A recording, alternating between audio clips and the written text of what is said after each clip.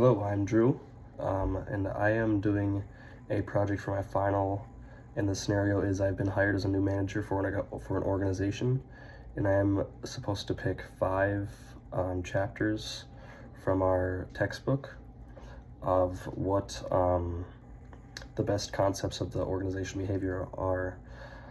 So my number 5 topic is from chapter 7, and it's groups and teams. I think this is very important because when I was dealing with my group and my team in class, it was very beneficial to kind of get to know that group of people, and that just helped make everything run smoothly in our projects that we were doing together, and just for our culture in the class. So I think doing that, getting to know your group and team, is very beneficial just for the culture building aspect of it.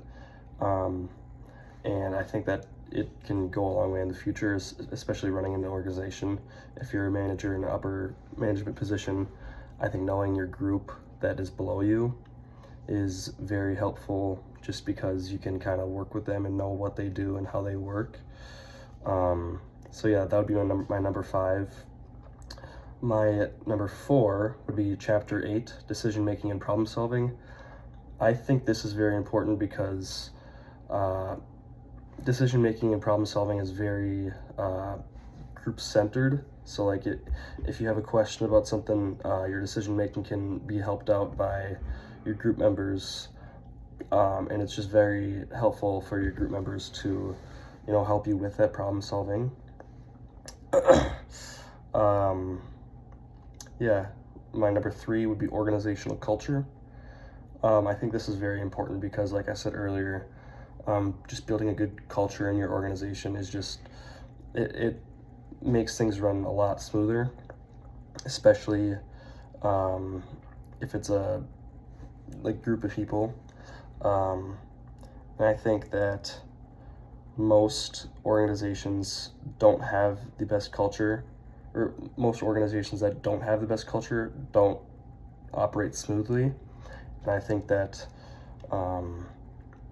this is very needed for every single organization, just because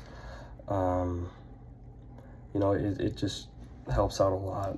If you need help with something, or if you want to take some time off, it's pretty easy to get somebody else to fill in for you if you're very comfortable with their organization, and that just comes off the culture building aspect of it. My number 2 is individual differences. This one's very important because everything now is diverse, and people are different in their own ways. I know I had a true experience with this. I worked at a Home Depot in Plymouth, which is very diverse. There's a lot of people from East India there, and just a lot of people from other countries. So just kind of getting to know what their culture is and how those people kind of work, it can be very helpful for running an organization, especially as a manager, just so you can not discriminate against any people and kind of include everybody in their cultures in your organization. So it's you're not having Christmas parties when people don't celebrate Christmas. You can have holiday parties, but don't have to label it certain ways just because some people don't celebrate that. So that'd be my number 2. And then my first one is communication, chapter 9. I think this is the most important because over communication is how you're supposed to do things. You can't leave any questions unanswered, and people just work better when they know what's going on. when they know what's going on.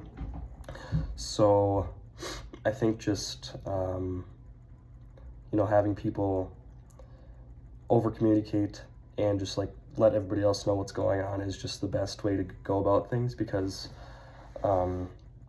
it truly is the best medicine to over communicate and make other people know what's going on, just so everything runs smoothly, like I've been saying earlier. Yeah, that's pretty much all I have. So my 5 through 1 again is Chapter 7, Groups and Teams. Number 4 is Chapter 8, Decision Making and Problem Solving. Number 3 is Chapter 15, Organizational Culture. My number 2 is Chapter 3, Individual Differences. My number 1 is Chapter 9, Communication. Thank you.